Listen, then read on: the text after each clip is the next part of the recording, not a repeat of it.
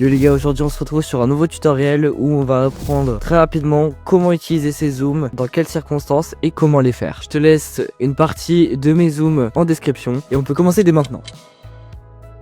Ok, alors on va commencer sur ce rush d'Amixem qui a plusieurs pistes de son, plusieurs pistes de vidéos. C'est un rush assez complexe que tu pourras trouver en description. Non mais j'ai un petit reste de coquelicot avec du Apticola qui est un peu désagréable, ouais. Voilà, on a celui-ci en plan large et ensuite plus loin, il y a Thomas qui va parler. Ça allait trop vite, on est quoi 7ème? Voilà, on va que s'exercer sur ces deux choses là. Du coup on va pouvoir supprimer le reste, on n'en aura pas besoin aujourd'hui, j'ai décidé de pas les... Ok, alors premièrement, soit on peut utiliser la trajectoire ici, soit on peut être un petit peu plus malin que ça et utiliser un outil qui s'appelle transformation. Pour l'instant on va commencer avec la trajectoire et ensuite je vais montrer ce que l'outil transformation a comme avantage. Alors là on va commencer par faire un zoom in très simple. On vient juste cliquer ici et cliquer là pour l'échelle. Même là on n'aura même pas besoin de la position. En gros faut juste que tu avances jusqu'à la fin ou à l'endroit que tu veux et ensuite tu vas mettre une valeur d'échelle, par exemple 120. En gros on va augmenter la taille de notre rush et tu peux cliquer sur entrée. Et voilà, maintenant c'est super simple et si on regarde on a un zoom. Non mais j'ai un petit reste de coquelicot avec du Apticola qui est un peu désagréable. Et si tu veux juste inverser, bah par exemple tu prends cette image clé et tu l'inverses avec l'autre. Non mais j'ai un petit reste de coquelicot avec du Apticola qui est un peu désagréable, ouais. Voilà, c'est super rapide et on va regarder un effet qui s'appelle transformation. On peut regarder, il est ici. Soit tu peux double-cliquer, soit le drag and drop sur la vidéo. Hop là, si on met transformation, je vais juste réinitialiser l'échelle et mettre ça à 100 pour qu'il n'y ait plus d'animation. Parce que transformation, ça permet de faire après la même chose, mais il y a un avantage, je comprends pas pourquoi c'est pas directement dans la trajectoire, c'est l'angle d'obturateur. Ça permet de faire un zoom qui a un flou de mouvement avec. Bon, sur un petit zoom comme on a fait avant, ce sera vraiment pas nécessaire parce que ça va trop lentement. Pas vraiment d'utilité pour ce genre de vidéo si on fait des zooms comme ça de manière générale. Du coup, juste pour te montrer, même si je te déconseille fortement de faire le type de zoom que je vais faire dans une vidéo professionnelle, on vient zoomer. Ensuite, je vais changer la position. Je vais mettre ça tout à gauche. Hop là, on vient mettre ces images clés tout au début. Et ensuite, on va faire la seule évolution. On va venir vers la droite au fur et à mesure. Voilà, maintenant on a juste ça. J'ai un petit reste de coquelicot. Et pour bien qu'on puisse voir le flou de mouvement, je vais vraiment accélérer. Tac, tac, tac, tac, tac. Et si on met l'angle d'obturateur, on peut vraiment abuser et mettre jusqu'à 360. Là, on peut voir que ça a mis un flou de mouvement qui s'adapte en fonction de la vitesse du mouvement qu'on a fait. Non mais j'ai un petit reste de coquelicot. Voilà, c'est subtil, mais en soi, ça peut être utile pour bien de choses au-delà des zooms. Pour les zoom in, je te conseille d'utiliser ça par exemple pour des explications. Et les zoom out, je dirais tout ce qui se détache, tout ce qui est peut-être une petite chute ou une blague. Moi, c'est comme ça que je fais en général pour mes montages. T'as pas forcément besoin d'une psychologie derrière tous les zooms, mais à force de t'entraîner, tu comprendras lesquels faut utiliser. Maintenant, on va apprendre le zoom smooth. C'est exactement la même chose, mais ça va faire en sorte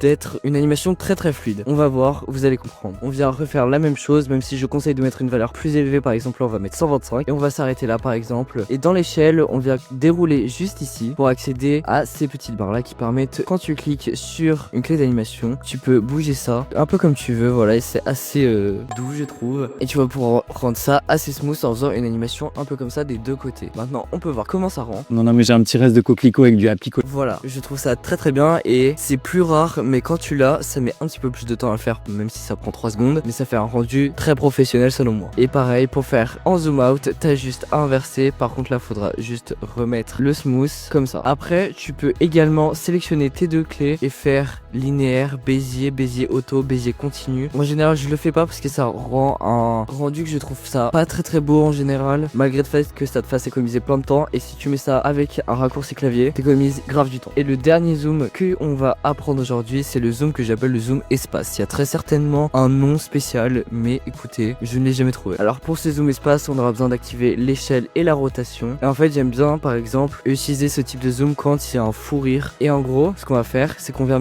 mettre l'échelle beaucoup plus basse. Et comme tu peux voir, la vidéo, elle va être entourée de bords noirs. Et ça va faire comme si la vidéo, elle partait loin derrière nous. Et si tu fais ça avec un truc smooth, par exemple comme ça, au début, ce sera très rapide, mais ensuite très lent. Ça allait trop vite, on est quoi 7ème? Bon, j'ai pas vraiment choisi les bons rushs pour ça, parce qu'il faudrait vraiment trouver un fou rire, vous voyez. Et ça marcherait encore mieux si on avait un système un peu de fou rire. Et en plus, tu peux rajouter une rotation. Par exemple, tu peux mettre 35 et ça va tourner un petit peu ta vidéo. Hop là, je vais relisser pour que ce soit rapide au début, mais ensuite plus lent, la rotation. Ça allait trop vite, on est quoi 7ème? Et tous ces zooms, tu peux les retrouver dans un pack que j'ai fait en description. Là, par exemple, tu vois que j'ai pris quelques éléments de ce pack pour que tu puisses bien te rendre compte. Moi, je les utilise tout le temps pour mes montages. J'utilise mon propre pack, c'est le meilleur truc que j'ai fait parce que ça fait économiser plein de temps. Juste Hop là, tu viens drag and drop dessus. Coquelicot avec du haptique. T'as un zoom, là c'est un zoom qui vient de l'échelle 100 à 105, c'est très rapide, c'est très bien. Et je l'ai mis sous forme de transformation. En plus tu pourras rajouter un flou par exemple, un flou de mouvement. Et pour le rush de tout à l'heure par exemple, on va pouvoir utiliser le zoom espace, c'est comme ça que je l'ai nommé. On a vraiment l'impression